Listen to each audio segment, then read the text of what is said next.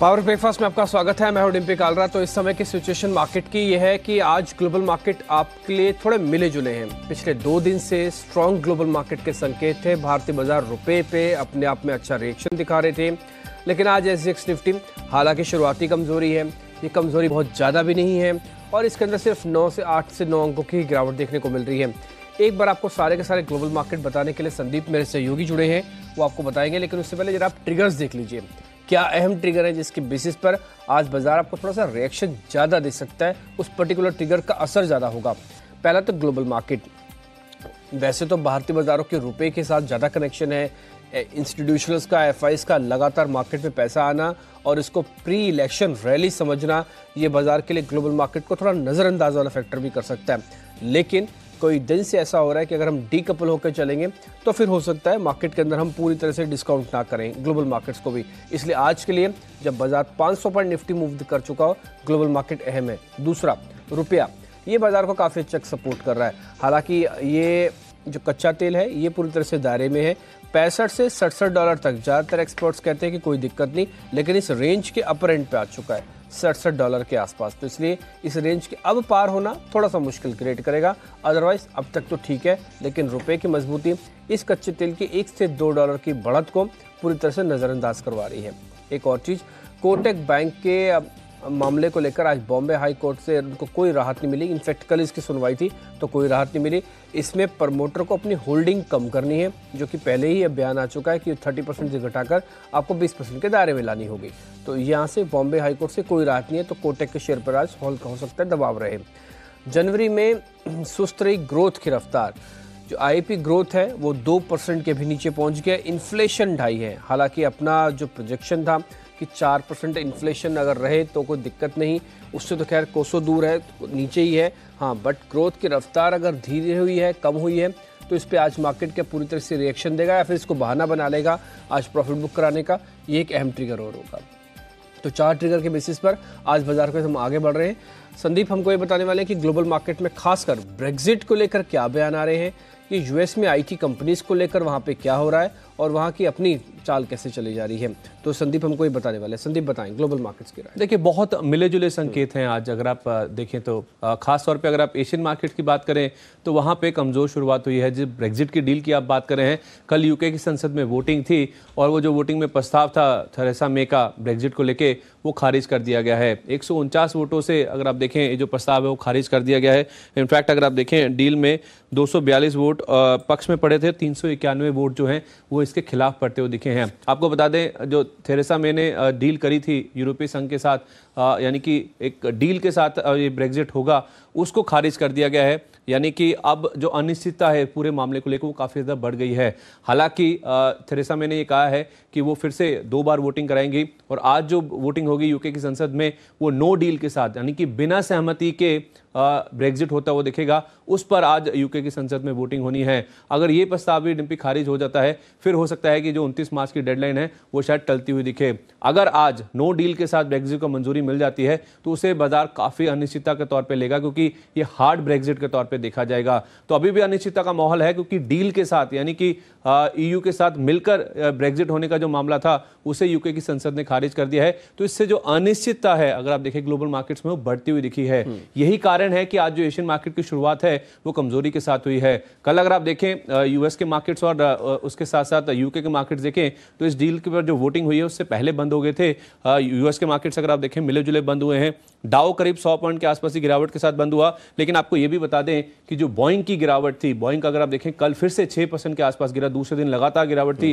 जो 19 देशों ने विमान इनके बैन किए उसका इंपैक्ट था। लेकिन आपको बता दें केवल बोइंग की वजह से ही डाउ में करीब 150 पॉइंट के आसपास की गिरावट थी। तो अगर आप बोइंग के शेयर को निकाल दें तो डाउ में करीब 50 पॉइंट के आसपास की गेंस आपको नजर आएंगे। लेकिन इसका जो इंपैक्ट है वो शायद आज आता हुआ दिखेगा, क्योंकि ब्रेक्जिट का जो असर है वो यूएस के मार्केट्स आज उसके ऊपर रिएक्ट करते हुए दिखेंगे और यूरोप में भी उसका असर आज दोपहर में ही आता हुआ दिखेगा। तो हमारे लिए जो ज्यादा इंपॉर्टेंट है वो एशियन मार्केट्स हैं, जो कि ये जो अनिश्चितता बड़ी है ब्रेक्जिट को लेके, उसके ऊपर आज नेगेटिव रिएक्ट करते हुए दिख रहे हैं। तो आपको संकेत मिले जुले नजर आएंगे, लेकिन जो रीसेंट डेवलपमेंट्स है उसके मुताबिक देखें तो थोड़ी सी नरमी जरूर आज मार्केट्स में देखने को मिल रही है। ठीक है, इंपॉर्टेंट ट्रिगर है। एक तो बोइंग वाला आज प्रेशर है वो मार्केट्स पे आपको आंकड़ों में दिख रहा है। इसके अलावा ब्रेक्जिट को लेकर वापस से जो दूसरी बार प्रस्ताव गिरा है, अब आगे कैसे डील होती है, बिना डील के साथ ही ब्रेक्जिट लेते हैं या फिर डील के साथ में लेंगे, ये अभी अनिश्चितता बनी हुई है। एक और चीज़ है कि अभी भी इस तरह के बयान यूएस मार्केट से आ रहे हैं कि हो सकता है कि आईटी को लेकर भी कुछ और सख्ती वहाँ पे अपनाई जाए, ये कुछ बयान भी हैं। खैर, इस बीच मार्केट पे आज की रणनीति जानने का समय भी हो गया और पूजा त्रिपाठी भी हमारे साथ जुड़ चुके हैं, वो आपको खबर वाले शेयर्स भी बताएंगे। तो लेकिन पहले मार्केट की जरा रणनीति समझते हैं, निफ्टी बैंक निफ्टी में आज क्या करें।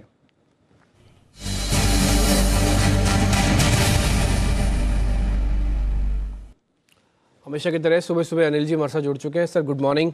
आज जो ग्लोबल मार्केट के संकेत हैं वो थोड़े सुस्त हैं। हालांकि ये सुस्त हो या तेज़ हो, भारतीय बाजार को असर पड़ता नहीं, क्योंकि वो चल रहा है रुपए पर, जैसे आप कह भी रहे थे, और दूसरा अपने ही कन्विक्शन, अपने ही प्री इलेक्शन रैली पर। आज बाजार में रुकने ठहरने का दिन है या फिर से चलने का दिन है? वैसे एक चीज मैं कहना चाहता हूँ जिनकी, वो ये कि एक्सपायरी तक कोई मंदी नहीं है, मतलब आज और कल। एक चीज मान लीजिए कि यहाँ पर आज और कल अगर किसी भी वजह से सुस्ती होती है, हल्की गिरावट आती है, तो खरीदारी ही होगी, तो कोई डरने घबराने की जरूरत है नहीं। हाँ, फिर से संकेत तो सबसे अहम हमारे लिए करेंसी मार्केट का ही है। तो 9 बजे ही आपको पता चलेगा कि भारतीय बाजारों को किस तरफ एक्शन दिखाना है। करेंसी में भी बहुत तेज मजबूती आई है और गिर के अगर खुले तो भी कितना 10-15% से ज्यादा तो कमजोर होता नहीं चल रहा है। आईपी और इन्फ्लेशन के डेटा को देखकर अगर हल्का फुल्का कमजोरी का माहौल दिखे भी, तो ऐसी सिचुएशन में 11,175, 11,225 ये निफ्टी पर बेहद मजबूत सपोर्ट जोन है और मुझे नहीं लगता कि रेंज तोड़ेगी। इस रेंज के आसपास निफ्टी दिखे तुरंत ले लीजिए, लपक लीजिए, बिल्कुल चिंता करने की जरूरत नहीं। 11,175, 11,225 एकदम परफेक्ट रेंज है निफ्टी पर खरीदारी करने के लिए आज से, अगर आज मौका मिलता है तो। 11,300 निर्णायक लेवल रहेगा। ऊपरी स्तरों पर 11,400 तक की जगह बनती हुई दिख रही है, तो धीमे धीमे वहां जाने की कोशिश बाजार कर सकता है। तो मैं तो इंतजार कर रहा हूँ कि अगर सुस्त और कमजोर शुरुआत हो तो काफी लोग जो साइडलाइन पर बैठे इंतजार कर रहे हैं, उनके लिए मौका बनेगा खरीदारी करने का। जिस तरह के डेटा है एफआई की तरफ से दमदार खरीदारी होती दिख रही है, सब कुछ चीजें, कोई ऐसी खास बात नहीं है। हल्का करेक्शन चाहिए और वो आता है, तुरंत ही खरीद लीजिए। ज्यादा देर, एक चीज और बता दूं, ज्यादा देर रहेगा भी नहीं, आपको जल्दी वापस खरीदना पड़ेगा। जहां तक बैंक निफ्टी का सवाल है, 28,500 बेहद अहम लेवल है जिसके करीब कल बैंक निफ्टी पहुंचा है। तो 28,500 के पार निकलने पर फ्रेश तेजी होगी, नहीं तो एक बार 28,500 आपके लिए थोड़ा सा वो ब्रेक वाला लेवल है। नीचे की तरफ 28,200 अब ज्यादा मजबूत अहम सपोर्ट है, दूर तो है लेकिन लेवल वही निकल कर आ रहा है। और ऊपरी स्तरों पर 28,900, 29,000 तक की जगह खुलती हुई दिख रही है। तो बैंक निफ्टी के लेवल थोड़े से बड़े हैं, जिस तरह से बैंक निफ्टी ने पिछले 2-3 दिनों में बड़ा उछाल दिखाया है। ठीक है, इंटरेस्टिंग है। तो बैंक निफ्टी के लेवल्स बड़े हैं, किसी भी डिप का इस्तेमाल खरीदारी करने के लिए करना है, शॉर्ट से बिल्कुल बचना है, अभी भी बचना है आपको, इस चीज़ का ध्यान रखें। अच्छा, कल एफआईएस के आंकड़े भी काफ़ी मजबूत रहे, वो आपकी स्क्रीन पर आ जाएंगे। अनिल जी, इस बीच कल आईपी और इन्फ्लेशन के आंकड़े भी आए, ये आज बाजार में कोई मौका तो नहीं बनेंगे प्रॉफिट बुकिंग करवाने का? कौन देखता है आज के लिए, कोई देखता भी नहीं है डिम्पी। खाली एकेडमिक है। 2% हो इन्फ्लेशन या 2.5% तो बहुत फर्क नहीं पड़ता। आरबीआई का जो टारगेट रेट है 4%, उससे बहुत नीचे चल रहे हैं। तो मुझे लगता है कि इन्फ्लेशन के आंकड़ों से कोई खास डरने घबराने की जरूरत है नहीं आईआईपी के आंकड़ों से तो। और इनका यही क्या है कि कमजोर है और इन्फ्लेशन भी नीचे ही है, तो रेट कट का माहौल बनता है और शायद बैंकिंग शेयर भी इसी वजह से तेज दौड़ लगाता है दिखे। तो ऐसे में मुझे ये लगता है कि आज भी सेक्टर्स के लिहाज से अगर बैंक और एनबीएफसी ये कमजोर होते हैं, यहाँ प्रॉफिट बुकिंग आती है, तो निचले स्तरों पर यहाँ पर फिर से आपको खरीदारी ही करनी चाहिए। ठीक है, किसी और सेक्टर या सेगमेंट पे जिस पे हम विशेष ध्यान दें आज के सेशन में? मुझे लगता है कि बैंक, एनबीएफसी यही है सेक्टर्स। और हाँ, एक और चीज करना चाहता हूँ, हाँ ये अच्छा सवाल पूछा आपने। स्मॉल कैप कैश के शेयरों पर फोकस कीजिए। पिछले हफ्ते से लेकर अब तक हम लगातार कह रहे थे कि मिड कैप ने अपना काम कर लिया है, अभी भी करेंगे। इसका मतलब ये नहीं कि खत्म हो गया काम, अभी भी करेंगे, लेकिन अब स्मॉल कैप शेयरों पे आ जाइए। स्मॉल कैप कैश वाले स्टॉक्स हैं, इनका समय शुरू हो रहा है। ठीक है, कैश के स्टॉक्स पे बिल्कुल समय शुरू हो भी रहा है, इनका समय अच्छा आ भी रहा है। तो हम तो लगातार आपके सामने कुछ शेयर रख भी रहे हैं, आज भी रखेंगे, तो तैयार रहिएगा। 8 बजे से लगातार कुछ बेहतरीन शेयर हम आपके सामने रखने वाले हैं। अनिल जी, बहुत शुक्रिया आपका सुबह सुबह समय देके ये बताने के लिए। एक तो स्मॉल कैप पे ज़्यादा फोकस बढ़ा लेना चाहिए। आईआईपी इन्फ्लेशन का मार्केट पे कोई असर नहीं आएगा। मार्केट में अगर ग्लोबल मार्केट से हल्की गिरावट रहती भी है तो एक खरीदारी का मौका है, शॉर्ट से बचना है और आपको 28,900 तक की बैंक निफ्टी भी देखने को मिल सकती है। ये कुछ इंपॉर्टेंट लेवल्स हैं जो आज हमने भी डिस्कस किए हैं। अब आते हैं खबर वाले शेयर्स पे। पूजा त्रिपाठी हमारे साथ है बताने के लिए। बताएं पूजा, आज के खबर वाले शेयर कौन से? Good morning. Good morning Timpi. आज एक अहम ट्रिगर से शुरुआत कर लेते हैं। एमएसटीसी का आईपीओ आज से खुलेगा और इसका जो प्राइस बैंड है 121 से 128 रुपये प्रति शेयर तय किया गया है। तो किस तरह का रिस्पांस मिलता है आज यहाँ पर नजर रहेगी। इसके अलावा बैंकिंग शेयरों पर नजर रखिए, क्योंकि कल से आरबीआई ओएमओ ऑपरेशन चालू कर देगा, जिसके जरिए करीब 12,500 करोड़ की नकदी डाली जाएगी बैंकिंग सिस्टम में। और जैसा कि ट्रेंड रहा है, बैंकिंग शेयर इसके चलते आज फोकस में दिख सकते हैं। एचडीएफसी स्टैंडर्ड लाइफ संस्थागत निवेशकों के लिए ओएफएस का हिस्सा कल 2.5 गुना करीब भर चुका है और आज रिटेल निवेशकों के लिए ये ओएफएस खुलेगा, तो यहाँ पर भी नजर रखनी होगी। कोटक महिंद्रा बैंक, बॉम्बे हाईकोर्ट में कोटक बैंक आरबीआई मामले में सुनवाई जो है वो 1 अप्रैल तक टाल गई है, लेकिन कोटक बैंक के वकील की तरफ से जो बयान आ रहे हैं वो ये कह रहे हैं कि जो वोटिंग राइट्स है वो कम कर दी जाएगी, जिसका कि पूरा मसला दिक्कतें आरबीआई और कोटक महिंद्रा बैंक के बीच कितने समय से चल रही थी, और उनका कहना है कि मई 2020 तक का समय फिलहाल मांगा है वोटिंग राइट्स को 20% तक लाने के लिए। तो कोटक महिंद्रा बैंक पर नजर रखनी होगी। बायोकॉन यूएसएफडीए से बेंगलुरु इकाई को 2 आपत्तियों के साथ फॉर्म 483 जारी कर दिया गया है, तो आप यहां पर नजर रखिए। डी मार्ट कमर्शियल पेपर के जरिए कंपनी ने कुछ पूंजी जुटाई है, करीब 100 करोड़ रुपए जुटा लिए हैं, तो डी मार्ट आज फोकस में रहेगा। एनएमडीसी 5.5 रुपये प्रति शेयर के अंतरिम डिविडेंड का ऐलान किया है कल बोर्ड की बैठक में, और उसका जो रिकॉर्ड डेट है वो 25 मार्च तय की गई है। तो आज एनएमडीसी पर नजर रखिए। दोनों ही एविएशन स्टॉक स्पाइस जेट और जेट एयरवेज भी आज फोकस में रहेंगे। कल देर रात डीजीसीए ने बोइंग 737 मैक्स विमान की उड़ानें रद्द कर दी है, जिसमें कि स्पाइस जेट की करीब 12 से 13 विमान ग्राउंड हो जाएंगे और जेट एयरवेज के 4 अतिरिक्त विमान ग्राउंड होंगे। तो इन दोनों स्टॉक्स पर आज नजर रखनी होगी। और आखिर में बात करते हैं इन्फो एज की। एचएसबीसी ने जोमेटो की वैल्यूएशन बढ़ा दी है, जिसमें कि इन्फो एज का करीब 26% हिस्सा है और जोमेटो की वैल्यूएशन बढ़कर 25,500 करोड़ पहुंच चुकी है, जो कि अपने राइवल स्विगी से आगे निकल चुका है। तो आज इन्फो एज भी फोकस में रहेगा। ठीक है, आज इन्फो एज पे फोकस रखें। लेकिन इस बीच जो एविएशन को लेकर खबर आ रही है ये भी काफ़ी अहम है। डीजीसीए ने यह फैसला लिया है कि भारत में भी अगर बोइंग 737 के विमान उड़ रहे हैं उसको रोक दिया जाए, उसको ग्राउंडेड कर दिया जाए। इसलिए ज़्यादातर एविएशन कंपनियां आज थोड़ा नोटिस में रहेंगी। जेट तो आपको पता ही है, पहले अपनी दिक्कतों की वजह से, ऑपरेशनल एफिशिएंसी की वजह से थोड़ा मुश्किल से चल रहा है। इस बीच जरा एफआईसी और डीआईएस के आंकड़े आपको बताना थोड़ा रह गए थे, एक बार जरा नोट कर लीजिए, ये आंकड़े भी बहुत अहम है। एफआईसी की तरफ से कैश सेगमेंट में कल फिर से 2400 करोड़ रुपए की खरीदारी हुई है। कहा यह जाता है कि एफआईसी जब इस तरह की भारी भरकम खरीदारी करें तो ये भाव नहीं देखते, ये सिर्फ भावनाओं के हिसाब से खेलते हैं और सिर्फ इनको खरीदना है। तो इसलिए अगर आप 1 मार्च से अब तक का आंकड़ा देख रहे हैं, हर दिन ये बढ़ते हुए क्रम में है। 500, फिर 1000 करोड़ आया, फिर 1500 करोड़, एक बार 3800 करोड़ कुछ डील्स के साथ, कल 2400 करोड़ रुपए का आंकड़ा आया खरीदारी का। तो उन्होंने पिछले 10 दिन से कोई भी बार बिकवाली नहीं की है। अब आते हैं डीआईएस पे, इनकी तरफ से कुछ एडजस्टमेंट्स हो रहे हैं, क्योंकि इनके पास पुराना एफआई जो small cap mid cap shares थे वो कुछ एडजस्ट हो रहे हैं प्रॉफिट बुकिंग के जरिए। एफआईस का एफ&ओ सेगमेंट में नेट में 1523 करोड़ रुपए की खरीदारी हुई है। इसके सेगमेंट क्या है जरा वो आपको बताता हूँ, जिसमें ऑप्शंस में तो उन्होंने बेचा है, बट फ्यूचर्स में खरीदा है 1900 प्लस करोड़ रुपए का, और साथ ही उनका स्टॉक्स के फ्यूचर्स में भी करीब 220 करोड़ रुपए की खरीदारी हुई है। ये अलग अलग सेगमेंट है जिसमें आपको नेट में 1500 करोड़ रुपया एफ&ओ में एफआईएस की तरफ से खरीदारी का आंकड़ा दिखा। ग्लोबल मार्केट आज पूरी तरह से बाजार के हक में ना हो, लेकिन बाजार की अपनी तेजी उसके पूरी तरह से हक में है और वो उसमें कोई किसी तरह की कोई कोताही नहीं है, कोई कमी नहीं है उसके अंदर। अब आप जरा देखिए, आज सिम भौमिक से जो हमने फ़ोन पे थोड़ी देर पहले बात की तो वो भी कह रहे थे कि निफ्टी के अंदर आप खरीदारी करके चले, उनका टारगेट अभी भी 340-350 का है। कल जब दोपहर को बात हो रही थी तब भी यही आंकड़ा था, तो इसलिए कोई कन्विक्शन कॉन्फिडेंस में कोई कमी नहीं आई है। उन्होंने 2 शेयर और भी दिए आपको, जरा वो भी नोट कर लें। रिलायंस इंडस्ट्रीज़ वो कह रहे हैं कि यहाँ पे और खरीदारी करके चले।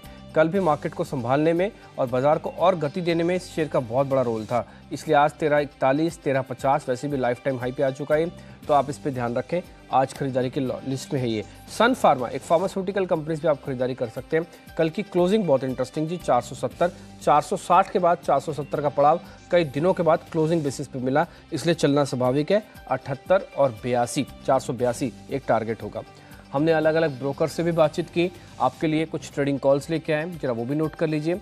बालकृष्ण इंडस्ट्रीज, कल टायर वाली कंपनीज आखिरी में काफ़ी अच्छे वॉल्यूम के साथ क्लोज कर रही थी। C8, JK, अपोलो, उसमें BKT भी है। बालकृष्ण इंडस्ट्रीज 955 के टारगेट के लिए यहाँ भी खरीदारी करें। इसके अलावा चाहें तो आप भारी भरकम दिग्गज कंपनी L&T पे भी निवेश कर सकते हैं। IDBI कैपिटल के रिकमेंडेशन इस पर भी खरीदारी को लेकर है। 1430 का टारगेट वो यहाँ पे दे रहे हैं। इससे पहले सिद्धार्थ सडानी, नितिन मुरारका भी इस पर काफ़ी कॉन्फिडेंस जता चुके हैं। एक्सेस सिक्योरिटीज़ वालों की रिकमेंडेशंस भी आई हैं। वो कह रहे हैं कि स्ट्राइड्स फार्मास्यूटिकल कंपनीज पिछले 2 दिन से नोटिस हो रही हैं, कल भी और आज भी। आज आप देखिए सिमी के भी एक सन फार्मा है, स्ट्राइड्स फार्मा, एक्सेस सिक्योरिटीज़ की रिकमेंडेशन है। इसके अलावा एक और शेयर है जो कुलकर्णी जी ने BTST के तौर पर दिया था, वो था हिवल्स। आज खरीदारी और यहाँ पे तेज हो सकती है। चुनाव से जुड़ा हुआ शेयर भी है, 780 का टारगेट है। कल की क्लोजिंग भी इंटरेस्टिंग थी, 756 का एक आप स्टॉप लॉस भी इसमें रख लें। तो ये आज के ट्रेडिंग कॉल से। इस बीच कमोडिटीज मार्केट से वीरेश हीरामत से भी हमने बातचीत की, उनसे पूछा कि आज सोने में और खासकर कच्चे तेल में क्या करना चाहिए। वो कह रहे हैं गोल्ड की कल की क्लोजिंग इंटरेस्टिंग है, जो कि करीब 32,000 के आसपास हुई है, इसलिए आप खरीदारी करें तो 100-125 रुपये आपको और बढ़ जाएंगे। तो आज का टारगेट 32,100 का है। कच्चे तेल को लेकर 67 आया इंटरनेशनल मार्केट में, तो स्वाभाविक सी बात है भारतीय बाजारों में अभी कोई प्रॉफिट बुकिंग होगी नहीं, बल्कि थोड़ी तेजी बन सकती है। इसलिए 4050 का टारगेट है, आप यहाँ पे खरीदारी करके चले। 3920 का स्टॉप लॉस है।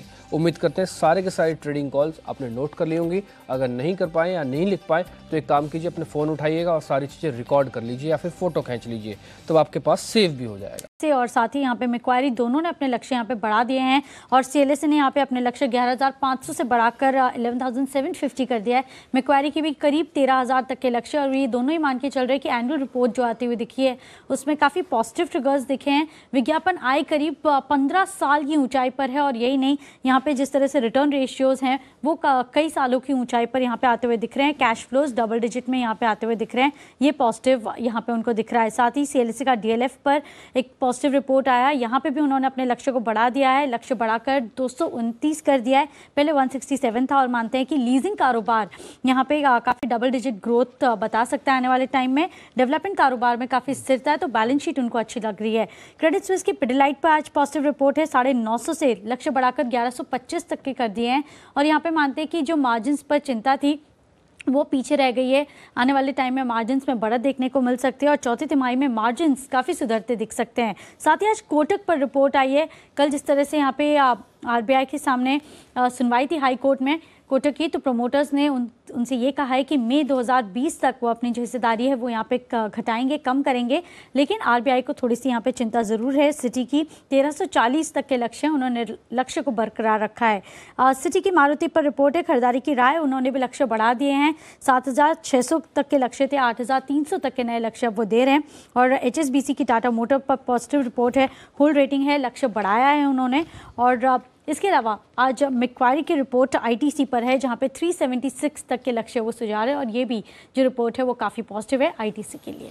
ठीक है, ITC को लेकर रिपोर्ट्स हैं। CLSA की 2 रिपोर्ट्स आई हैं, जिसमें DLF भी शामिल है, साथ ही नेस्ले भी शामिल है। इन सभी रिपोर्ट्स पे आप ज़रूर ज़्यादा फोकस करें। दिवांशु, शुक्रिया आपका।